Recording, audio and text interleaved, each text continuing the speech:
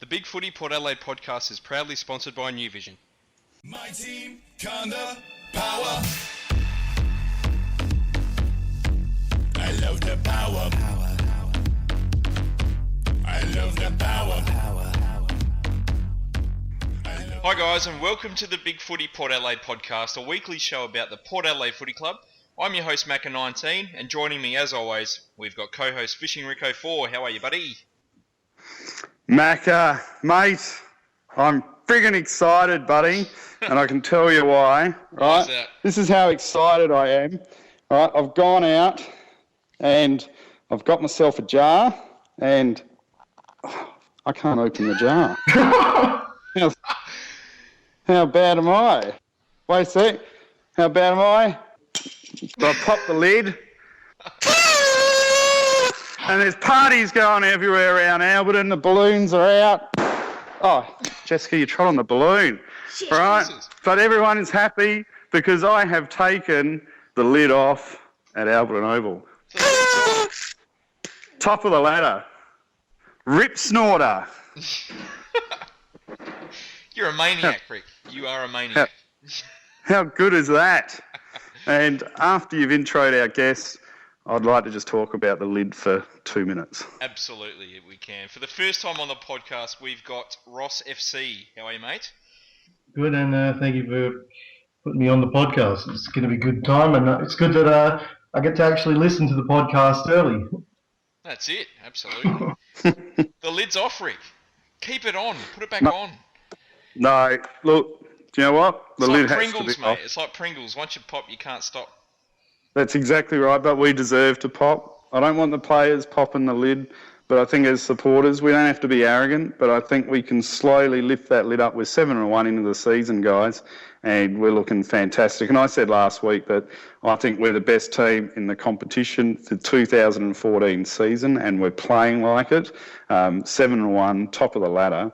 And I think we deserve as supporters to lift the lid and enjoy what's going on. We don't have to be arrogant and cocky and say we're world beaters, because we know we're not. And we've got a lot to do over the next few years if we want to get recognised the same as what the Hawthorn and Geelong have done over the last 5-6 years. But I think we can definitely start lifting that lid and even talking maybe, getting into that top 8 and hopefully the top 4. No, I do agree with that. I said to a few mates after the Geelong game that, we've gone through so much crap over the last 4 or 5 years, even maybe a little bit longer than that, that we really do need to deserve and celebrate these wins as supporters, because it doesn't come around all that often. Look, even if we don't win the flag this year, it's going to be a bloody enjoyable ride. And look, we are in fantastic form. You've got to agree with that. Mm.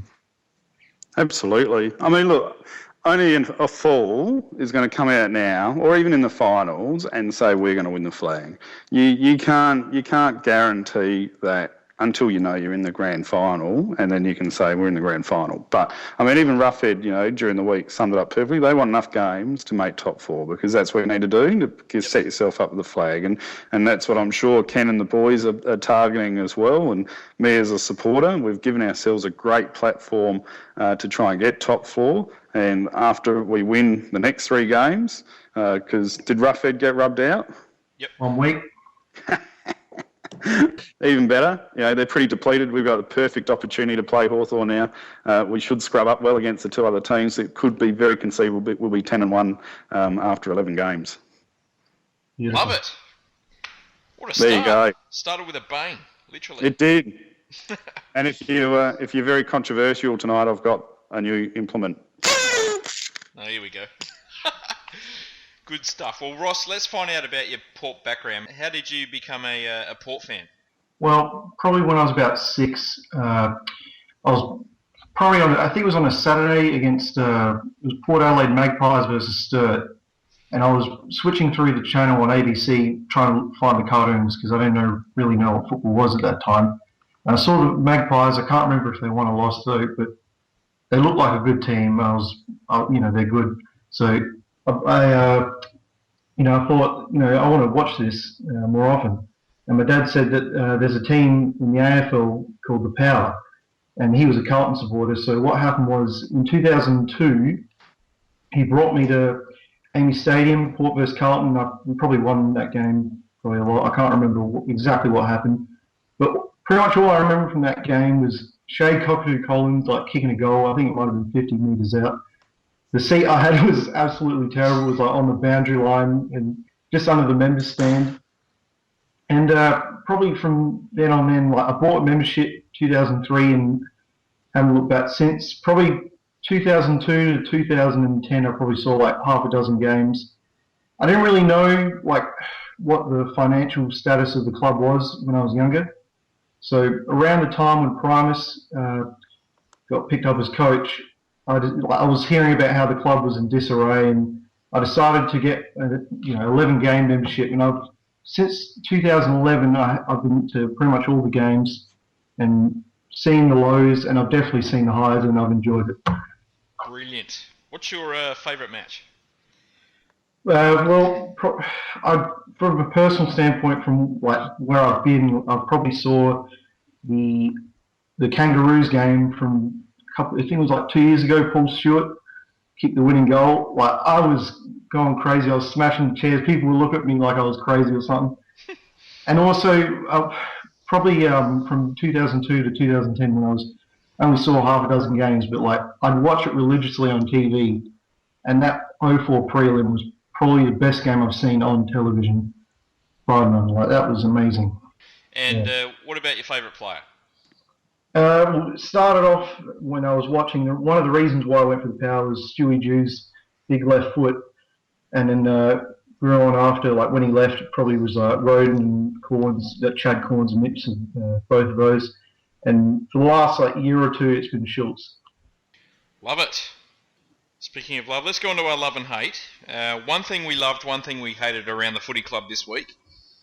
Rick, buddy, let's start with you, mate. All right, Macca, I'm loving our team defence and our one percenters this week.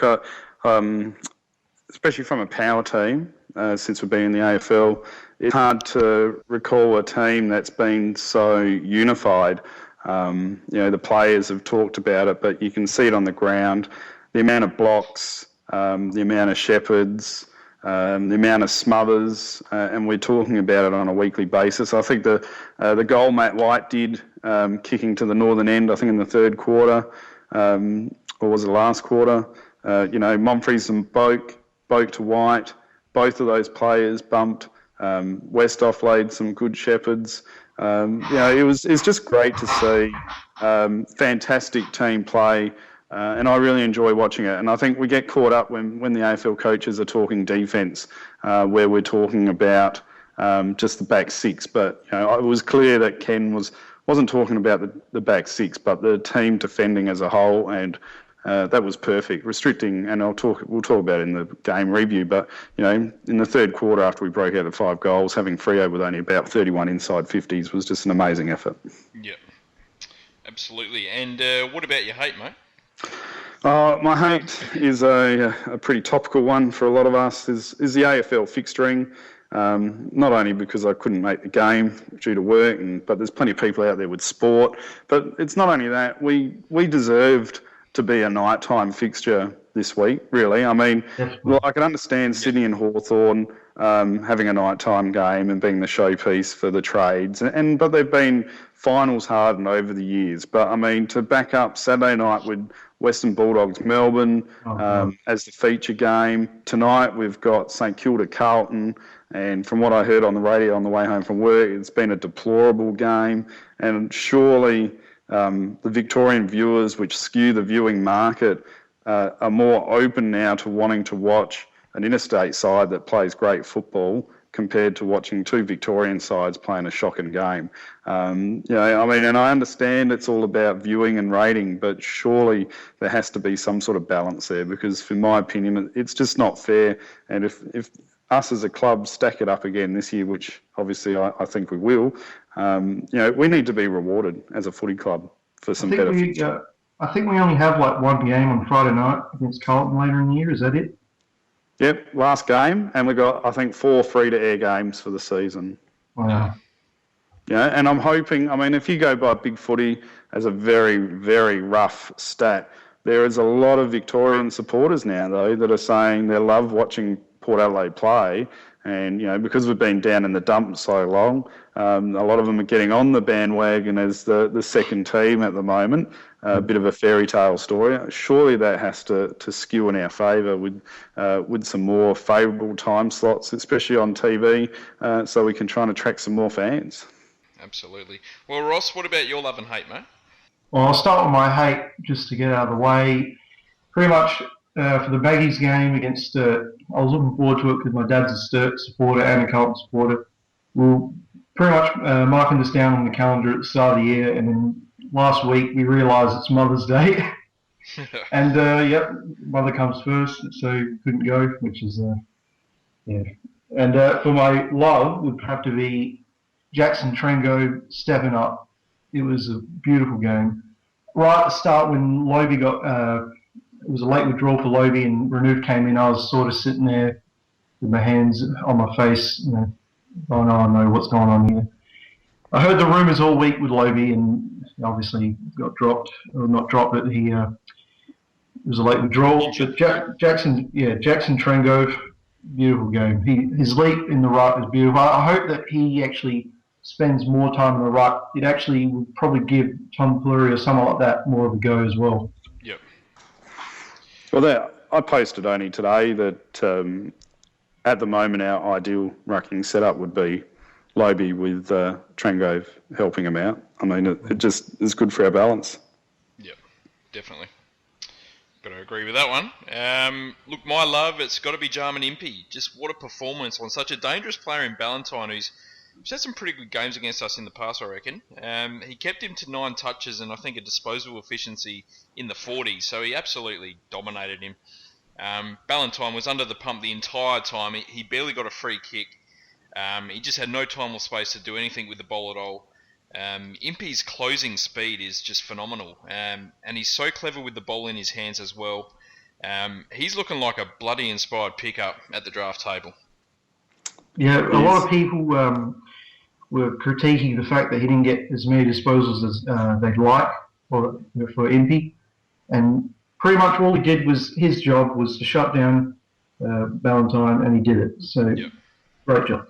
Absolutely. Yeah, I think supporters forget that a back pocket or a forward pocket, they're not going to rack up 20, 25 disposals. Yeah, exactly. And not every player is going to get 20, 25 disposals. And I know I get caught up in it every now and again as well, but you got to look at the job that we're doing. And, I mean, he's done it nearly every game this season. He's played the gun small forward and he's held it for a first-year player. He's been fantastic. Yeah. My hate, it's got to be the lack of composure that we had going inside 50 in the first 3 quarters. It just seemed time and time again we saw us kick inside 50 only for it to be marked by either Mzungu or Johnson dropping back in front of the hole, in front of Schultz, or even dropping back into the goal square for a quick shot. They just seemed to be everywhere. They had 21 marks between them, and I reckon 90% of them would have come from our kicks. I just thought we had to be a bit smarter and recognising that every time we do a quick kick forward, one of their players is standing there for an easy, uncontested mark. We just had to be a little bit smarter with that, I thought. We got the power to win, power to roll, come on. Port Adelaide aggression, we are the power from Port. Let's go into our review. It was Port versus Freo at Adelaide Oval on Saturday in front of, I think it was 38,000 people, and we came away with a very, very hard fought, but quite an exhilarating 18-point victory. We won 13 goals 16 to 11 goals 10. Ross, you want to lead us off with a bit of a review, mate? No problem. Pretty much at the start, Lobe had the injury and Renouf came in. And pretty much we got Robbie Gray, 30 disposals. We started off all right. And then in the second and third quarters, pretty much we were coming.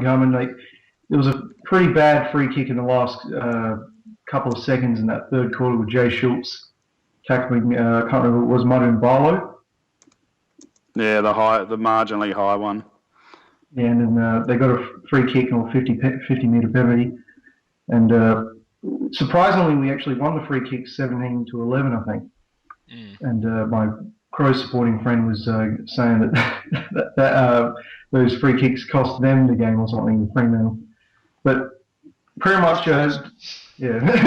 That's the only way we win games, isn't it? Yeah. Umpires look after us.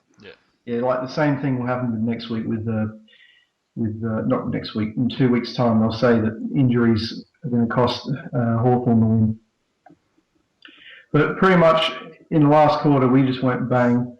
Like Wingard obviously finished on 5 goals. Kane Mitchell that's another thing. Kane Mitchell, those 2 goals he kicked on that southern end. One was on the left side from 50 metres out. One on the right from 50 metres out. Right in front of me. Those 2 kicks were absolutely beautiful. Matt White, Pollock kicked it. I think it went under Michael Johnson. Yeah, the Chaos Bowl. That was great. Oh man, it shocked everyone. And rolled to Boak, I think it was, or maybe Matt White. Matt White gave it to Boak, and then Boak, pretty much you could see on Boak's face like, oh no, you can have it back. You go all the way for goal. We'll shepherd you. Yep. Kicks a beautiful goal. And also with Chad Wingard's mark, he flew up in the air, like plucked it. And the best part about that mark, in my opinion, was when he flew in the air, it was just a little man, Wingard, flew.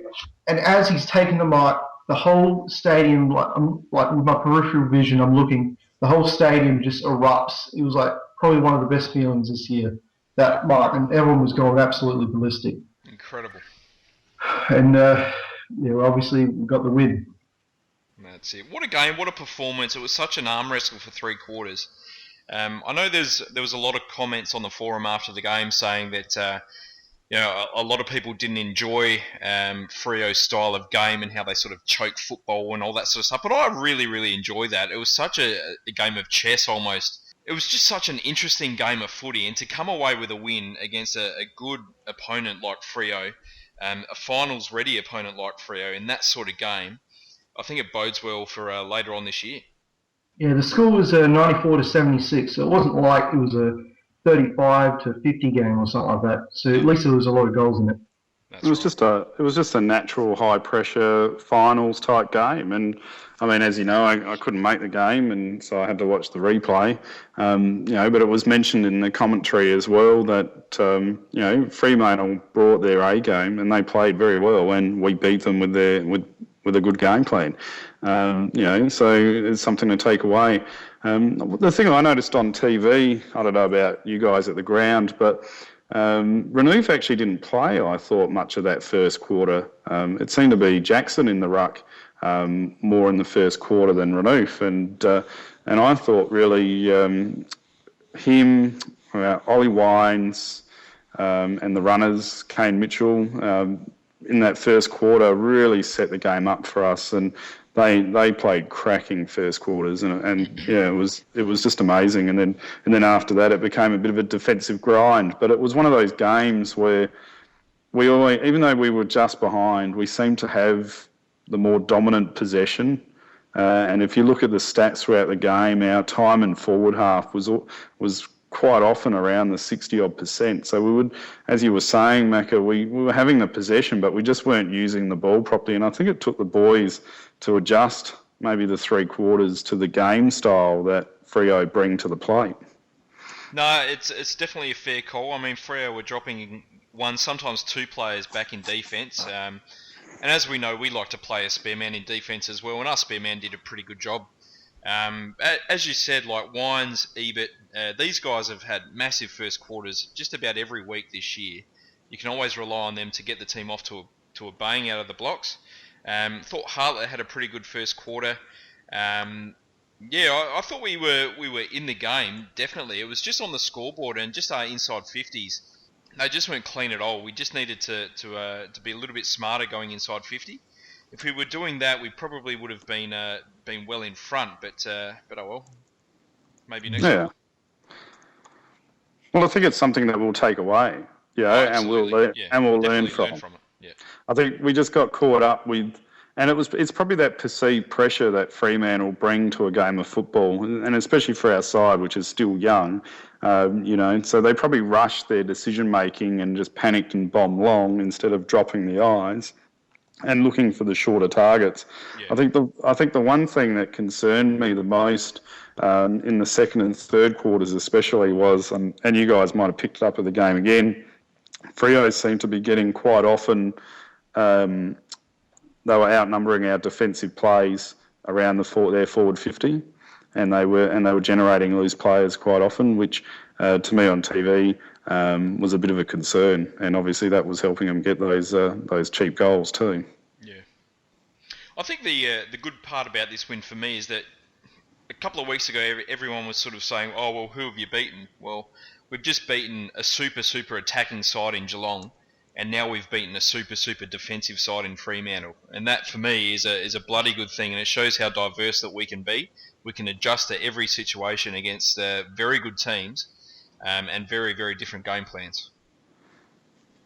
Yeah, and that's right, and that's what Ken was saying. He wanted to beat Freo at their own game, which was their defensive ability, and we did that. And as I said right from the get-go, our defensive play was amazing. I mean, can you guys think of a power side that has defended as well as what these boys are?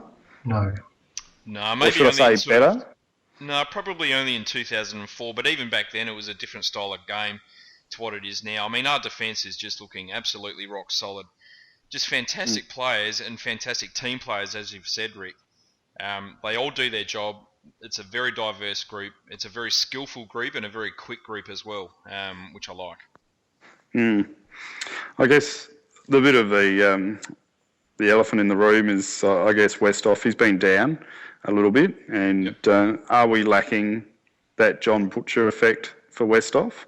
Would we and John Butcher in that game been an advantage for us? Well, John Butcher would have taken another key position defender there. They actually, who did Fremantle have out? They'd McFarlane and Wilson out. Yep. Yeah, that definitely would have tested their depth, and Butcher could have capitalised on that. It's a shame. He's been in okay form in the SANFL, but if he got caught up with Lobie not playing over Renouf, I think that would have better suited us. Yeah, hey, that's a very good point, mate. And with the power of hindsight, I'd love to hear your thoughts on this, Macca, but Trengo more and ruck with Westhoff and even maybe pinch hit with Butcher probably would have been a little bit more effective than bringing in Renouf. What do you reckon? I'm really liking us going in small at the moment. I never thought I'd ever hear myself say that, but I really like going in small. I think we're outrunning sides, and going in with an extra runner is really helping in doing that in the last quarters. I love Trengove in the ruck, but a whole game against Sandilands, just don't know if that would have worked. It obviously needs help, yeah. Yeah. No, I remember I was a loner 3 years ago on the forum when I was coming out with this outrageous statement that I thought Trengove looked like a natural ruckman, and I was hung out to dry. I was looking for backup Macca, but you were never there when I was getting bagged for that outrageous call. Why risk a key defender in the ruck? And Macca, my mate, where were you? Hey, he's gone. He was somewhere else. But it's come on. It's just that natural. Well, we needed a centre half back at that time as well. I know, and I think Ross just pointed out before. I mean, we've got that opportunity now with Cleary coming into good form as well. Yep. Campbell Heath also in the background. I think Sturt can lend a hand as well. Yeah, there's a growing opportunity to to maybe look at that as a potential, because I think he's around the groundworks even a little bit more influential than Lobie at the moment, But yeah, and I've got to say though, hats off to Kane Mitchell, as you mentioned, Ross. I mean, I guess I was critical of his disposal last year and maybe his ability not to get enough ball, but I thought his game coming back for the first time was fantastic on the weekend, and the amount of extra run that he gave that side was beautiful to watch from a footy sense, and hopefully he can back it up again this week, because I find it highly unlikely that he'd probably be dropped out of the side. Yeah.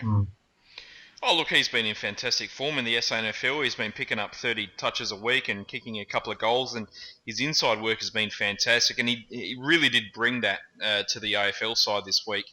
I guess there was probably a few people that thought, well, why is he getting there? Maybe we should have gone more or given Newton another game instead. But, he played a bloody good game and a very, very important game on the weekend, I thought. And as you said, Ross, his 2 goals, they were bloody fantastic, especially that one deep in the pocket. The second one. Is that now the Kane Mitchell pocket? Yeah, both sides I'd call the Kane Mitchell pocket from 50 out. The Kane Mitchell stand. Well, that second goal, no one was kicking it from there. Everyone was drifting left. That's right. Yeah. And he nailed it. Beautiful. Pav kicked it out on the forward as well from there.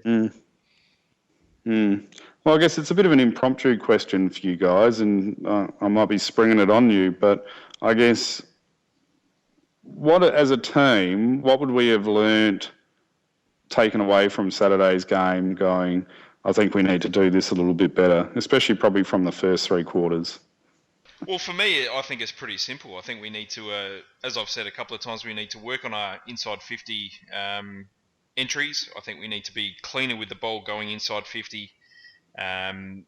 We need to be very mindful of what the opposition is doing in our forward 50.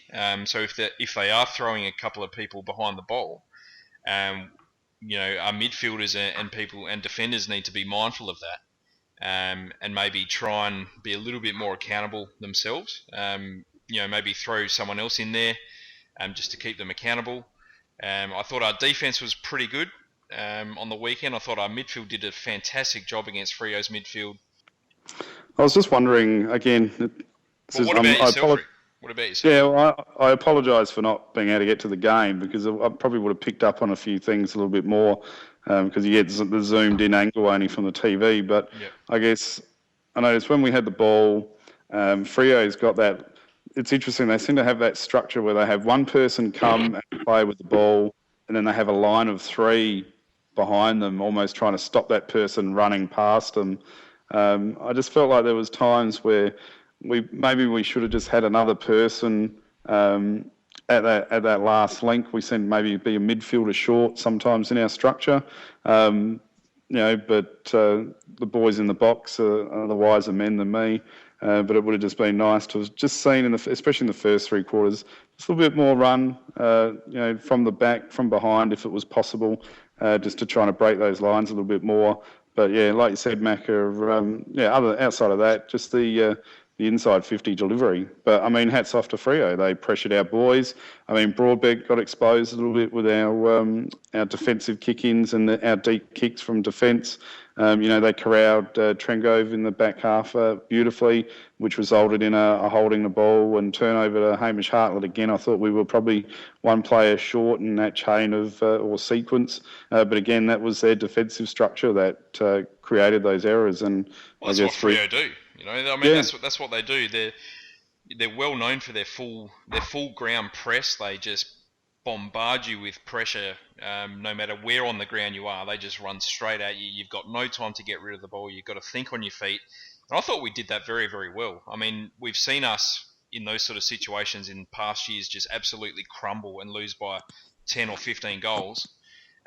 So to come out of that with a fantastic win and soak up all that pressure, I think is fantastic. Yeah, I think in the first half, Pittard sort of crumbled in that pressure, but in the second, especially in the last quarter, he came out trumps. Yep. What was that? Yeah, you want to pick a fight? Is that what you're saying? Hey, what's going on? Mate, I told you before the beautiful podcast. in the last quarter. I told you before the podcast. New person coming on. No criticism of Jasper Pittard. Now you've just broken all rules. So Macca, last quarter he was great. But seriously, look, he had a couple of bloopers in the first quarter, I thought, if I was to be brutally honest. But I mean, and as I think it's Filthy with the PH pointed out, I mean, you've got players, there's only a certain amount of players that take the game on in your team, and they can look woeful when it doesn't execute, but you need those players. right? Especially with the game plan that Ken wants to play. And I know a lot of people keep calling for Jasper to be dropped, but I guess that's why he's in the team. I don't think many people want Jasper to be dropped. I just think they want him to make smarter decisions with the ball. And look, I thought Jasper was very poor in the first 3 quarters. He definitely made up for it in the last. But I tell you what, Brody was a lot worse. He had probably the worst game he's played in 3 years.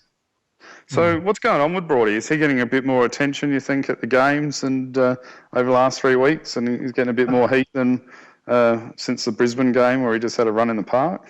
Normally he gets a third man up in one-on-one contests, and he wasn't really doing that against Fremantle. Yep.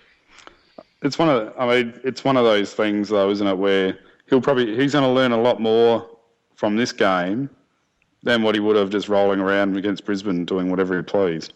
Yep. So it's, you're right, it was probably a dirty day for him, but he's going to take a lot more out of it and become a better player from a game like this than just having, just the Peter Burgoyne and let him run free and get 40 possessions. And I mean, for me, and I'm not saying you're disagreeing or wanting him out, but, he's an integral part of our side now, and it's great that we can still get the wins while our players are learning from this sort of stuff. And as we said earlier, I mean, this was a great game for finals type pressure for our boys, and I think it was a perfect game for us to be playing just before the bye to then follow up with Hawthorn, because it's going to be the same sort of pressure again, even with their injuries and suspensions. And but our boys are going to be ready for it, and that's why I'm quite confident. But that's for a different podcast. I thought the other interesting one was I thought Freo put a lot of attention into Robbie Gray, which was really highlighted with the 5 disposals and the lack of influence he had on the game for the first half. But geez, didn't he change after that halftime break? Oh, definitely. Yeah, I think he had 5 touches to halftime, and I was thinking, God, they've put a lot of work into him, and this is his first sort of poor game for the year. And then he just went bang. I think he had 25 touches in the second half. And was just one of the absolute key players in getting us the win again. Yeah. What happened with Montfrey's? Like, he got 20 touches, but I didn't really see him the whole day. Yeah, that surprised me, him getting 20 touches. When I came home and looked at the stat sheet, I was expecting him to have had maybe about 10, but I didn't really notice him do much at all. Same with Hartlett. I was surprised by the amount of ball that he ended up getting. Because I didn't think he was all that sort of prevalent in the game either. Yeah, look, you got to say Robbie Gray's been our best player for the year so far, hasn't he? Yeah, and he'd be leading the best and fairest, I'd imagine. I'd be surprised. He'd be in the Australian team.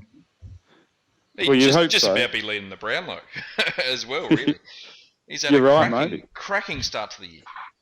Yeah, and it's amazing that Kane Corns nearly another 30 disposals again as well. I mean, the guy just doesn't stop, doesn't he? And he had a sort of a weirder game plan this week. He wasn't really playing a real hard tag, I thought, or what you could see on TV. No. But and I guess we should probably mention the Chad. I thought I asked for him to stand up as we spoke about earlier. And he did. I mean, he had 17 possessions, so he was probably a little bit down on last year's output, which we keep comparing him to. But I felt like he had more influence on the game outside of his goal scoring, just with his possessions, where they would go, where he received them and executed them. I really thought he had a much better game and his best game for the year this year. And Absolutely. what a fantastic mark, and some of those goals, beautiful. To me, it feels like that Montfrey's and Wingard have swapped positions. Like last year when we had a 2 tall defence, like a 2-man for key position forwards, like Montfrey's would be going at full forward sometimes. And I see Wingard playing that role now. Yeah, he's playing a bit deeper than he was last year. Yeah. He was spending a bit more time on the wing, up around that sort of area.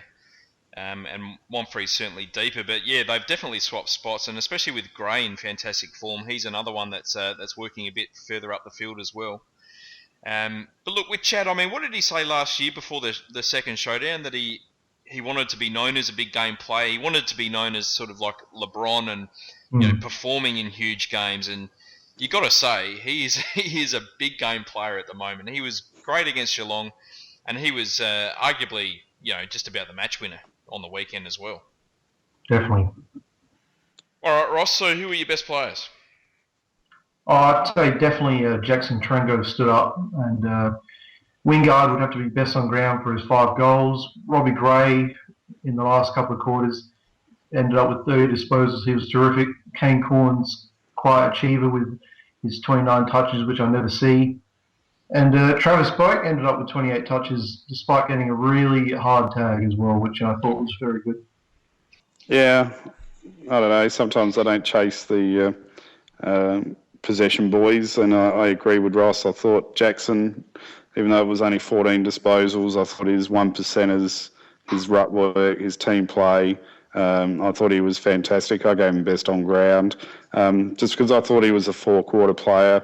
I gave Robbie second best on ground, another great game, but he was ineffectual for the first half, but he really turned it around, as we spoke about.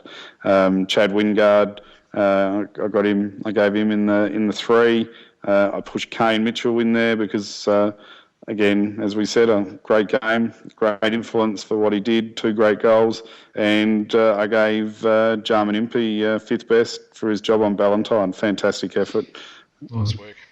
Yep, definitely agree with that. I had Trengove as best on ground, clearly the most influential player in terms of the result. He kept Clark out of it, mostly before that huge last quarter in the ruck.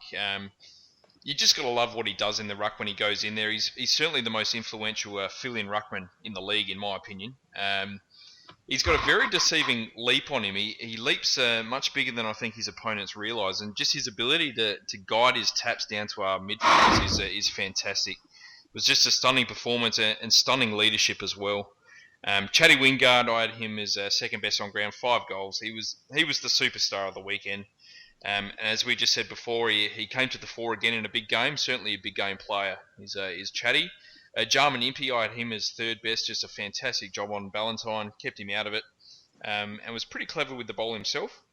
I had Bobby Carlisle as 4th best. Just loved his game on Pavlich.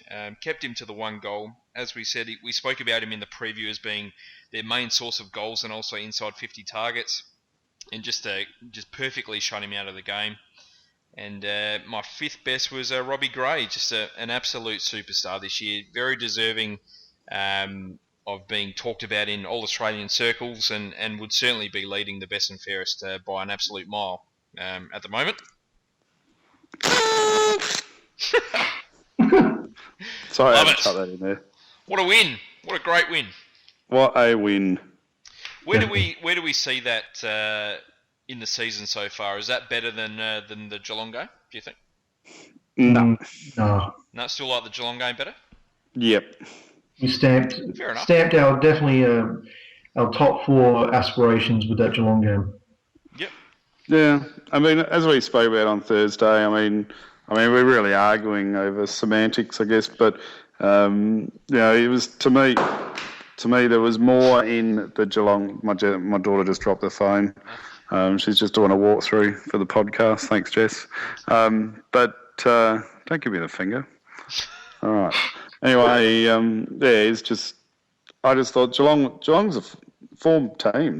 They could be equal top with us come next week, and they brought their A game and the bulk of their players, and we destroyed them. And whereas Freo's not travelling that well, and hence the reason I still place the Geelong game a bit higher than the Freo game. But at the end of the day, 2 cracking games. Yep, no, that's fair enough. Nice. The only other thing I want to mention is that it was great to see us win again with only 1 goal from our 2 key forwards. Yeah, it just shows how important our smalls are. Yep. But how was the stadium like? Was it any different? It seemed pretty flat with the wind. It wasn't windy, no rain, so the punters didn't get exposed to the wet, and we're still waiting for Adelaide Oval to have a pure wet game. Yeah, there was no rain during the game. I thought the crowd was very, very quiet this week, to be honest. Yeah. Certainly up until sort of The last quarter. Yeah, I reckon it was probably one of Wingard's goals in the 3rd quarter. Then we really started to pick up the noise a bit. when we sort of realised that the game was on as a contest. Before that, certainly the first half, it seemed pretty flat, I thought. And also to add with the rain and the wet grass and everything, I think John Menimpi should probably change his shoes. Every time he got the ball, he like slipped over, or when he was near the contest, like I think he was like the only guy that was doing that. I don't know what was going on there. I mean, it's a bit of an obvious question, but were you guys happy with the crowd for a Saturday 110 game? 38,000, yeah, definitely. I'm taking it. Yeah. Well, I mean, it was almost a sellout, wasn't it? 3,000 tickets, I think, was left. Yeah. Yep. I mean, it's just, I guess, if you got to work, play sport, kids sport, it's just not a great time slot, I guess. So, I mean, I'm pretty stoked that we got 38,000 there, to be honest. And with the rain forecast, I'm sure that probably kept a few people away because Saturday morning was looking pretty deplorable weather-wise. Yeah. We need 33,000 to break even, don't we? What's the mystery? We've budgeted for 33 to 34,000, so... Yeah, anything over that, good with me. But with the Hawthorn game, we really need to get over 45,000 for that. No. We need to. Don't worry about that, Ross. If it's nice weather, we've got to get 48 plus for that one. I reckon we'll get close to 50,000, I reckon. Just fingers crossed for nice weather. Yeah. Cheer the black and the white. Honour the Magpies day and by night. Live that loyal. All right, on to the Maggies, and Port played Sturt on Sunday at Alberton Oval for Mother's Day.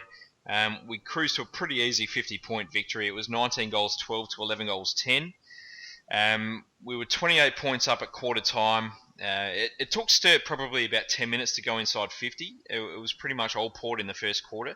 To Sturt's credit, they really came back hard in the second quarter and kicked, I think, 4 out of the first 5 goals to cut the margin back to 10 points. And it looked like it was leading up to its billing of first versus second. But that's where it pretty much ended at half-time. Port kicked 4 goals pretty quickly and led by 30 points at half-time. It was all Port in the third quarter, and we pretty much shut up shop in the last quarter.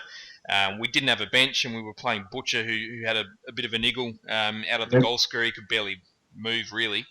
And we were pretty much just playing kick to kick in the back lines for all of the last quarter. And we ran away pretty easy 50-point victors. And the first half, Kirkwood was running right, apparently. And Yep. in the second, we shut him down. I think he only got like 5 touches, maybe in the second half. I'm not sure he went on it. Yeah, he had... I think he was on 21 touches at half-time, so I think he had 7 in the second half. But Richie Tambling was the other one that was causing us some issues. We couldn't really deal with his pace a little bit. We had to put Flinney on him for a little while.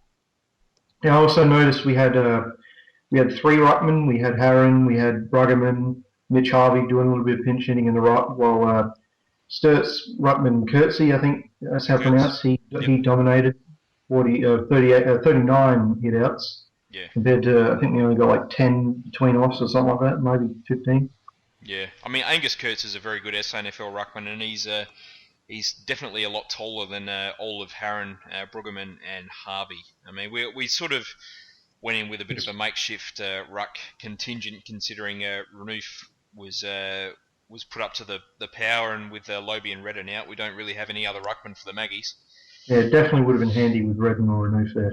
Oh, absolutely. Yep. So how did Flynn go on Tambling? I was impressed to see that he got 20-odd disposals and 6 rebound 50s. He looked like he picked it up from last week. Flinney was awesome. His entire potential was on display yesterday. I can't say enough good things about him. Just his ability, he's starting to get that footy now that we've spoken about a bit on this podcast. You know, he's working out where to run. He's working out what to do defensively, working out when to go into the contest, when to hang back. And look, he's just lightning quick. There was one bit of play where he gave Tambling, I think, about a 30 to 40 metre head start. They were just charging down the ground, and he overtook him in no time. He is a bloody quick individual, and not just that, but his skills yesterday were fantastic. There was one particular kick which I think I wrote on the review thread was it gave me an immediate, and it was a 50 metre pass off 2 steps to a running Beamans who didn't have to change stride, running with the flight of the ball. It was the best kick I've seen all year at any level. It was fantastic. He's going to be something pretty special, I think, Flinny. So I want you to call it now, Macca. Can you see him playing an AFL game in 2015? In 2015, quite possibly. Yep. Yeah. Definitely after the end of his 2-year deal. I'd say maybe after that 2-year deal, if we sign him up again, he'll definitely be playing AFL after that if he continues the form he's on. Yep. Would you call him explosive? Oh, absolutely. Yeah, he's definitely explosive. Half-back flanker? Yeah, probably. I want to see him on a wing, to be honest. Yeah.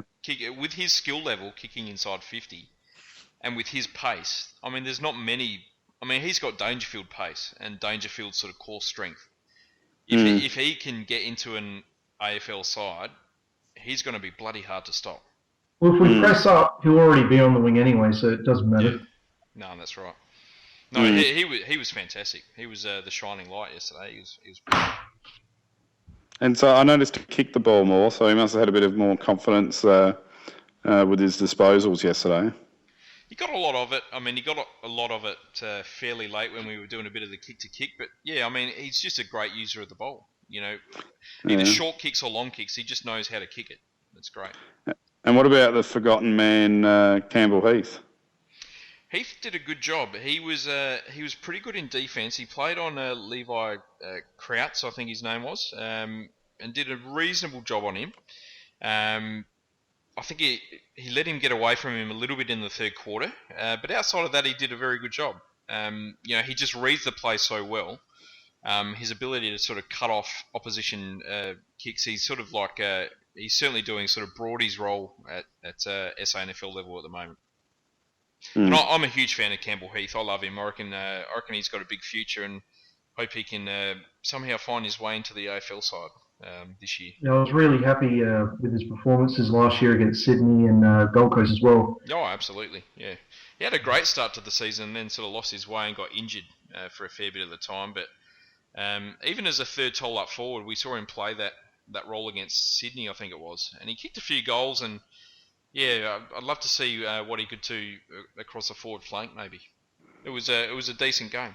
Yeah. And how about Benny Newton? Well, he just keeps on keeping on, doesn't he? I mean, 30 touches, 8 marks, you know, something like 7 clearances, or you know, he just keeps on keeping on. He just can't play a bad game at the moment. He's certainly certainly pushing for regular selection at AFL level. That's for sure. It's not just that though. You got Ben Newton, Paul Stewart, Andrew Moore, 3 of our prime movers that are consistently just racking them up, aren't they? It's a great problem to have this year. Whether they get sharked by an opponent next year and stolen from us, I guess we'll wait and see. If they can't get game time, they might want to leave and go somewhere else. But certainly this year, it's a fantastic problem to have. Fantastic depth all across the park. Everyone's playing well at the moment, and certainly the one club is working with the Steve structures. Steve Summerton has been a great captain so far. He's playing out of his skin. I really hope he can end up winning the Magarey as well. Yeah, he was probably he was my second best player yesterday, but I'd say he would likely get the 3 votes. Based on stats too, it seems like Needy seems to be getting a little bit more influence in the game too, which is a good sign. Needy was fantastic yesterday. I mean, you look at his stats, and to me, I mean, you look at, I think it's 16 touches and a goal, and you think, yeah, well, that's not too bad, but the impact that he had with his disposals was the best I've seen it in his entire career to date. He probably had, with his 16 touches, maybe, I don't know, 11 or 12 score involvements, I reckon. He was in it the whole time. He was great. Good on him. So is it, can you see changes afoot at the end of this season with the structure of the Port Magpies? Is it too much of an unfair advantage to the rest of the competition? Well, there's going to be changes anyway. I think we know that there's going to be changes. I think they'll end up instead of having having 15 SANFL players, they'll probably have like one SANFL player with Summerton as our captain, and then we'll probably have our pool of academy players on $100 as our other top-ups. I think they might go towards doing that, see what happens. And I guess we probably shouldn't forget, Macca, people can still get involved with the locker room competition. It's getting closer now. Yep. So we've got this podcast that people can like and share and comment, or tag a friend in. Sorry. Then we'll have a podcast next week, and then there'll be one more, I believe, before we get into the random draw. Yep. So I'm looking forward to going through all of those likes and shares shortly and writing everyone's names down. That's going to be a few hours' work. Good stuff. Yes. All right. Well, Ross, thanks for coming on, buddy. Great to have you on the podcast for your first time. Thank you. Yeah, you did well, mate. That's it. Rick, as always, buddy. Pleasure, Macca. Keep that lid on. Put the lid back on. Shit, no. Good work. Calm the pair. Calm the Maggies. Go Port Adelaide. Go Port Adelaide. Ports. Dream of. Step up on the plate, Dermot. Every kid in the backyard with the big trees lined up with the footy before Mum calls you in for dinner. The shot for goal after the siren to win it. Jared Polton, your time has come. Drop punt. He's kicked it. Your time has come.